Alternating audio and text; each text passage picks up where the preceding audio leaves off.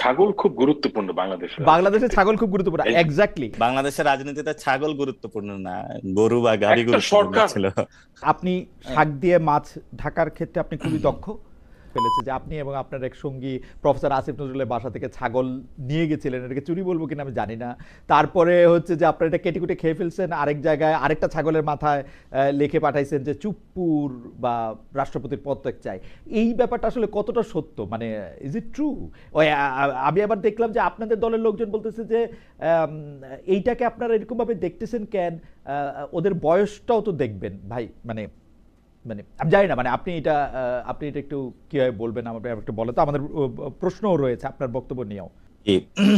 প্রথমত বাংলা আউটলুক এটা নিয়ে করেছে, এবং বাংলা আউটলুক যে স্টোরিটা ছাপিয়েছে, এবং বাংলা আউটলুক ও রান দা বাংলা আউটলুক, এটা আমরা ভালো করে জানি, চিনি, এবং সাংবাদিক মহলে সবাই জানে।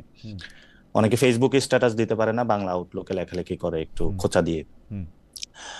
আমিও আরো কিছু গল্প শুনেছি, আমিও এরকম গল্প শুনেছি যে ওই এরকম একটা ছাগল কাণ্ড, ছাগলটা নাকি হলো, কেউ বলে যে এটা ডিজিএফ এর গিফট ছিল, আবার কেউ নাকি এটা বলে না যে না, শেখ আচ্ছা ঠিক হাসিনার আছে, গিফট ছিল। আপনি নতুন গল্প আমি আমি বলার একটু আগে আপনি শেষ করি। বলেন যে আপনি এটা করছেন আমি কি করেন আমি নাই, নতুন আমি গল্প আমরা শুনবো না।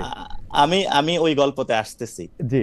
প্রথমত হলো যে এই আহ, মানে যারা ছাগল যে কাণ্ড, হ্যাঁ। তো অনেকগুলা গল্প আছে, তবে কিছু গল্প মানে আমি শুন, মানে এরকম আমি প্রত্যক্ষদর্শী হয়েছিলাম যে যারা এই রিলেটেড কাজে ছিল। তো জিজ্ঞেস করছিলাম যে কেন, বললো যে ওর কারণে চুপ্পুটাকে পদত্যাগ করার তো যায় না বা কোনো কিছু, এটা ক্ষোভ ছিল আর আবার অনেকে বলতেছে যে আহ, আমি সবসময় সবাইকে বলেছিলাম যারা উপদেষ্টা আছে, কোন একটা প্রসেসের মাধ্যমে করতে হবে। মানে কেউ যদি কোনো খারাপ কাজ করতে হবে, সেটার একটা লিগ্যাল প্রসেস থাকতে পারে, ইথিক্যাল প্রসেস বা সোশ্যাল ভ্যালু, সব প্রসেসের মধ্যে থাকতে হবে।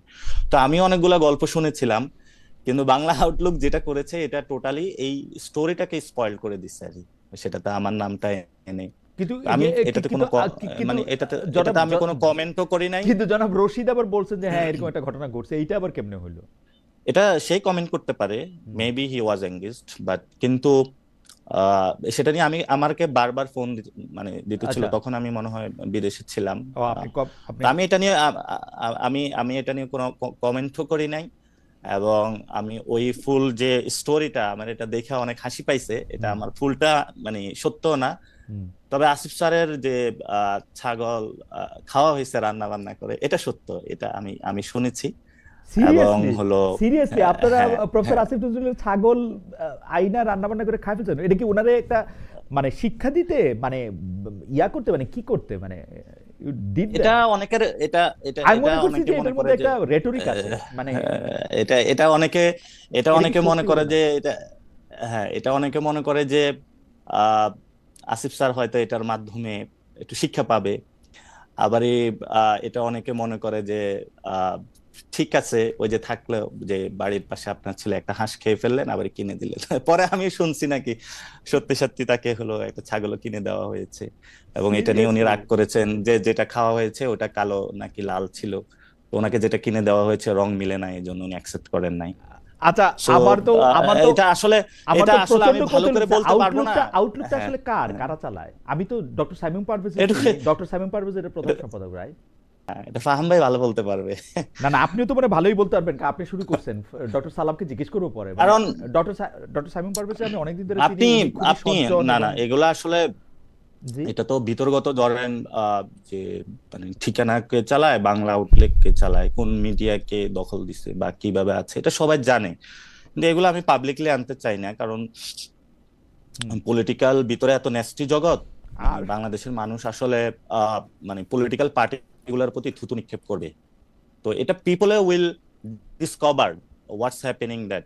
আমি মাঝে মধ্যে কিছু কথা বলে ফেলি, পলিটিক্যাল যারা পার্সন, বিজ্ঞজন যারা নিজেদেরকে দাবি করে বর্ষিয়ান পলিটিশিয়ান, তারা বলে যে ওরা বাচ্চামি কথা বলে, মানে থাকে না, বিতর্গত কিছু বললে ওরা মনে করে যে না না না, আমাদের হলো ভিতরের যে খবর ঠিক আছে, এগুলো বাহিরে আমরা চলে আমরা গেলে। আপনার সত্যি কথায় কথা, আসি, বাংলাদেশের পলিটিক্যাল যে কালচার, আপনার কথায় আসি, যে কারণ কালচার হচ্ছে যে গুলো খাওয়া চলতেছে দাওয়ার কথা এগুলো অনেক তো শুনলাম ভালো এবং না। আমি পুরা ব্যাপারটা মানে একটু ভিজুয়ালাইজ করতে পারতেছি, কারণ প্রফেসর আসিফ নজরুলের বাসা যেখানে, তার ছাগল পাশে খুব আগুন গুরুত্বপূর্ণ জ্বালানো কিন্তু হচ্ছে, রান্না বাংলাদেশে। করা হচ্ছে। জি, এই এক্স্যাক্টলি এক্স্যাক্টলি, হয়তো ছাগলই একটা গুরুত্বপূর্ণ, সরকার না করে না না, দিচ্ছে ছাগলকে। হয়তো এটা ছাগলই গুরুত্বপূর্ণ। বাংলাদেশের বাংলাদেশের রাজনীতিতে ছাগল গুরুত্বপূর্ণ না, গরু বা গাড়ি একটা গুরুত্বপূর্ণ সরকার ছিল। সরকার পড়ে গেছে পরে একটা যাওয়া ছাগল। শুরু হয়েছিল ছাগল দিয়ে, এটা বোধহয় ডক্টর সালামের মনে হয়েছে যে ওই যে মতিউর রহমানের ছাগল। Yes. আচ্ছা, হাওয়েভার কিন্তু আমি একটু জনাব নাসিরুদ্দিন না, পাটোয়ারি, তবে আমি এটা ডিরেক্ট সব কিছু বলতে পারবো না, কারণ আসলে আমি তো উপদেষ্টা না, আর মন্ত্রী পাড়ায়ও আমি থাকি না। হ্যাঁ এটা আসলে পাড়া প্রতিবেশী যারা উপদেষ্টা আছে ওনারা ভালো বলতে আমি অবশ্যই এই পারবে। প্রসঙ্গে আসবো। অথবা অথবা আসিফ নজরুল স্যারকেও, আপনারা আসিফ নজরুল স্যারকেও জিজ্ঞেস করতে পারেন Yeah. কি বা কি। Yeah, হুম। আসলে তবে ঠিক ওই আছে। বাংলা আউটলুকে আসিফ নজরুল স্যারের তো খুব ভালো সম্পর্ক হুম। সাইমুম ভাইয়ের সাথে। উনি তো আসিফ নজরুল স্যারের কমেন্টটা নিল হয়তো বা ভালো হতো, তখন হয়তো বা এটা একটু ক্রেডিবিলিটি হতো। হ্যাঁ। সো এটা আসলে আপনার আজকে যে কমেন্ট, সেই কমেন্ট পাইলেও একটু ক্রেডিবলি হইতো, আপনাকে পায় নাই তাদের, এটা হয়েছে। কিন্তু আমি জনাব নাসিরুদ্দিন পাটোয়ারি, আমি মনে করি যে আপনি যেহেতু কমেন্ট দিতে না, চান আসিফ না, স্যার ওই যদি কোনো কমেন্ট করে, হ্যাঁ। যদি এই ধরনের হ্যাঁ। কোনো বিষয় আসে, এটা হলো মুক্তাদির রুমিও রশিদ, ভাই মুক্তাদির যদি রশিদ একটা ভাই। রশিদ ভাই, রুমিও ভাই একটা গল্পই বলতে পারেন, যদি এটার যে ওনার আছে হুম। অথবা যাকে নিয়ে এই কথাটা আসছে, উনি যদি কোনো কমেন্ট করতো তাহলে হয়তো বা আমি কোনো কমেন্ট দিতাম। ও হ্যাঁ, সো সেটাও ঠিক আছে। আপনার মানে আমি এখানে এটা নিয়ে কোনো কমেন্ট করব না এই জন্য, ওকে, বিকজ ঠিক দ্যাট আছে। আমিও আরো অনেক বেশি স্টোরি শুনেছি। সো যখন উনি কমেন্ট আপনার করবে তখন স্টোরিগুলি তো শোনা দরকার ডক্টর সালাম। আমার মনে হয় যে একটা লম্বা সময় করে জনাব পাটোয়ারির স্টোরিগুলিও শোনা দরকার, কিন্তু জনাব পাটোয়ারির বক্তব্যে আমরা থাকি, স্টোরিটা আমরা যদি সময় পাই তাহলে আমরা শুনবো না। ডক্টর সালাম, আমি আপনার থেকে একটু আগে অনুমতি নিয়ে রাখতেছি যে আজকে আমরা যেহেতু একটু ইয়ার মধ্যে পড়ছি, সেহেতু আমরা একটু অনুষ্ঠানটা একটু লম্বা করবো, আপনি যদি আমাদেরকে একটু সময় দেন, কারণ আপনি একটা খারাপ ইয়াতে আছেন। জনাব নাসির, আপনিও আমাদের একটু সময় দেন। আপনি আমাদেরকে বলছিলেন, বা সরি আমাদেরকে না, সবাইকেই বলছিলেন যে ফেব্রুয়ারিতে ইলেকশন হবে না। সেই বক্তব্য এখনো আছে কিনা? গতকালও আপনার একটা বক্তব্য এরকম ছিল, মানে ইসি ঘেরাও করে কমিশনকে পদত্যাগ করানো হবে, এই বিষয়ে দলীয় কর্মসূচি কোথায়? এটা আপনাদের দলীয় কর্মসূচি কিনা? আমরা এই ব্যাপারে একটু কনফিউজ কোথায় থাকি জনাব পাটোয়ারি। এনসিপির আসলে মুখপাত্রকে আমরা অনেক সময় দেখে, মানে কেউ একটা এরকম কথা বলতেছেন, পরে আবার আরেকটা কথা বলতেছেন, আমরা এইটার কারণ কি? মানে আপনি কি দলের মধ্যে সমালোচিত হন আপনার কিছু কথার জন্য? অনেকেই বলে থাকেন যে আপনি খুব ডাইরেক্ট কথা বলেন, অনেকে বলে থাকেন আপনি আপনার কথায় আবার অনেক সময় একটু অ্যারোগেন্সও প্রকাশ পায়। দুইটা বিষয় যদি আপনি বলেন, ফেব্রুয়ারিতে ইলেকশন হবে না সেটার ব্যাপারে আপনি আসলে এক আছেন কিনা, ইসি ঘেরাও করে কমিশনারকে পদত্যাগ করানো হবে, এই বিষয়ে দলীয় কর্মসূচি কবে? প্রথমত, আপনি যেটা বলছিলেন ফেব্রুয়ারিতে ইলেকশন হবে না, আপনি এটার আংশিক বক্তব্য তুলে ধরেছেন, সেকেন্ড অংশটা বলেন না। সেকেন্ড অংশটা বলেছি, যদি বিচার সংস্কারের গুলো একটি সুষ্ঠু প্রক্রিয়া না হয় তাহলে ফেব্রুয়ারিতে ইলেকশন হবে না। তো ফাহাম ভাই যেটা বলছিলেন যে বিএনপি তো গভর্নমেন্ট ফর্ম করতে যাচ্ছে বা রুল করে, তা আমরা তো এক বছর সরকার কেমন চলতেছে বা কি করতেছে এগুলো খুব ভালোভাবে দেখতেছি। আপনার বিএনপি যে ফর্ম করবে, এনসিপি ছাড়া আবার বিএনপি ফর্মও করতে পারবে না গভর্নমেন্ট, এবং পিপল এখন একটু সন্দিহান রয়েছে যে আসলে সামনে কি করতে যাচ্ছে। তো কিছু প্র্যাকটিক্যাল অ্যাসপেক্ট বলি, এগুলা তো আপনি যেহেতু প্র্যাকটিক্যাল অ্যাসপেক্ট গুলা পেতে চাচ্ছেন, এখন যেটা জামায়াতে ইসলামী প্রভিশনাল যে কনস্টিটিউশনাল যে অর্ডার চাচ্ছে, এটা কিন্তু পিওসি বেসিক্যালি এটা পাকিস্তানে হয়েছিল। তো সেখানেও আমাদের কিছু রিজার্ভেশন রয়েছে, বিকজ দ্যাট পিওসির মাধ্যমে কিন্তু মার্শাল লর একটা সুযোগ সৃষ্টি হয়েছিল, তো সেখানে আইয়ুব খান ক্ষমতায় এসেছিলেন, আর অনেকগুলো কাহিনী ঘটেছিল। এবং জামায়াত ইসলামের যে পলিটিক্স, সেখানের মধ্য দিয়ে কিন্তু বিপ্লব বা যে কোনো কেওয়াজ হলে তাদের অনেক বেশি প্রফিট হয়, যেহেতু এটা রেভলিউশনারি ক্যাডার ভিত্তিক অর্গানাইজেশন। তো আমরা সেই জায়গাতেও খুব কনসার্ন থাকি যাতে এই ধরনের কোনো পরিস্থিতি সামনে সৃষ্টি না হতে পারে। সেকেন্ড যেটা হলো, বিএনপি বলছে যে একটি মানে 5 তারিখে একটা মিটিং হওয়ার কথা, সেখানে হোপসো বিএনপি এই পর্যায়ে এসেছে। আমি যতটুকু জানি তারা রাজি হবে যে একটি প্রেসিডেন্সিয়াল অর্ডারের মাধ্যমে এই প্রসেসটা আগানো, এবং ভবিষ্যতে সংসদে এসে তারা এই জিনিসটা করবে। তো এখন পর্যন্ত মানে এটার কিভাবে খুব ভালো করে সম্পন্ন করবে, এটাতে বিএনপিও একটি ভালো সলিউশন দিতে পারে নাই, জামায়াত ইসলামী একটি সলিউশন দিতে পারে নাই। আমি আলী রিয়াজ স্যার থেকে শুরু করে বাংলাদেশের মানে বিএনপির যিনি থিঙ্ক ট্যাঙ্ক হিসাবে লিগ্যাল ক্ষেত্রে ওনারা বুদ্ধি পরামর্শ নিয়ে থেকে, বোরান স্যার, রিদওয়ান স্যার থেকে শুরু করে জামায়াত ইসলামীর যারা বুদ্ধি নিয়ে থাকে, শিশির মনির, সবাই থেকে একটু কথা বলার সুযোগ হয়েছিল।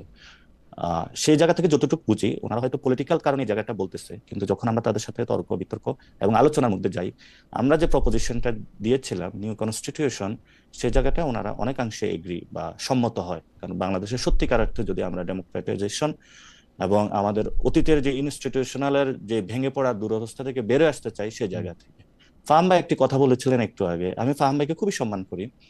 যে বলেছিলেন নিয়মের মধ্যে থাকতে থাকতে চান, তাহলে এই গণঅভ্যুত্থানকে পিপলকে আপনি ওয়েলকাম জানাইছেন নাকি জানান না? তাহলে আপনি নিয়মের মধ্যে থেকেই 5 বছর পরে যে ইলেকশনটা হবে সেই ইলেকশনের প্রসেসের মধ্যেই আপনি শেখ হাসিনাকে বিদায় করতেন। এবং গত 3টে ইলেকশনে আপনার এত ভোট ব্যাংক থাকা সত্ত্বেও আপনি নিয়মের মধ্যে থেকেই শেখ হাসিনাকে আপনি বিদায় করতে পারেন না। মানে এবং শেখ হাসিনা হলো নিয়ম ক্রস করে ফেলছে। মানে সো আমি যে এজেন্সটা বলতে চাচ্ছি, আপনি কোশ্চেনটা করেছিলেন যে জি, জি। ফেব্রুয়ারিতে ইলেকশন হবে কিনা। হুম।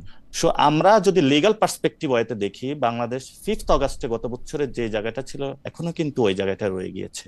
এখনো 106 এর নিয়মের ব্যত্যয়ের করেই তো এই কাজগুলো এখন হচ্ছে। এবং সংবিধানের অধিকাংশ জায়গাটাই কিন্তু হলো অলরেডি এটা আছে নাকি নাই। কোনো কাজ সংবিধানের অধীনে হয়, কোনো কাজ সংবিধানের অধীনে হয় না।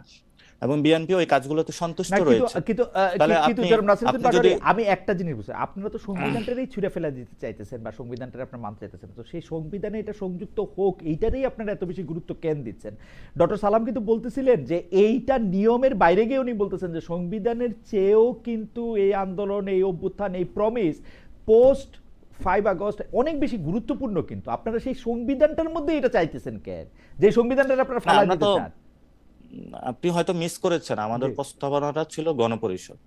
আমরা তো এই সংবিধানের না না, মধ্যে থেকে করতে গণপরিষদ চাই না, না। মানে এই যে এখন ইমপ্লিমেন্টেশনটা কখন হবে সেইটা আপনারা প্রেসিডেন্সিয়াল অর্ডার করেই কেন এটা চাইতেছেন, মানে কারণটা কি? আমরা তো প্রেসিডেন্সিয়াল অর্ডারের কথা বলি নাই, আমরা তো আচ্ছা, বলেছি নিউ কনস্টিটিউশনের মধ্য দিয়েই হোক। নিউ মানে কনস্টিটিউশনের মধ্যে সবকিছু, জি আমরা তো গণপরিষদের কথা আপনারা বলে নতুন আসছি। করে এখন মানে গণপরিষদের কথা বলতেছেন যে গণপরিষদ করে হোক।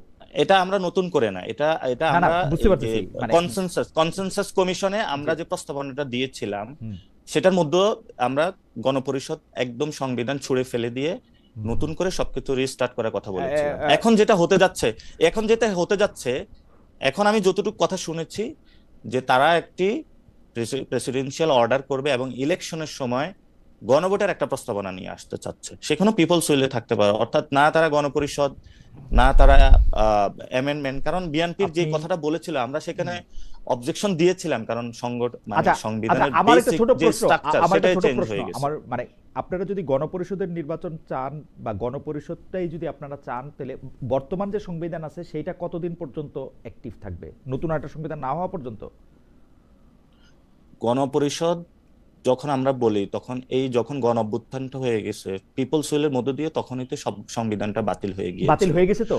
তাহলে এখন আপনি জি, বাতিল হয়ে গেছে। এখন আপনি বিচার কাজ, বাংলাদেশ সরকারের কাজ, সেটা কি দিয়ে চালাতেছেন তাহলে? এটা তো আমরা অনেক আগ থেকে বলে আসছি যে একটি যদি ঘোষণাপত্র হতো অথবা একটি পেপার হতো যেটা সবার মধ্য দিয়ে ওকে, এবং আহ, সেটার মধ্য দিয়ে বাংলাদেশ পরিচালনাটা হলে ভালো হতো। এখান তো আমরা তো আমাদের জায়গা থেকে সরি নাই আচ্ছা এবং আচ্ছা, আমরা বুঝতে সে পারছি, বিষয়ে কিন্তু বলে আপনারা আসছি জায়গা থেকে সরেন সেটাতে নাই, কিন্তু আপনারা মানে আচ্ছা যাই হোক, আমি এটা নিয়ে আর আপনার সাথে বিস্তারিত কথা নিশ্চয়ই আরেকদিন বলবো।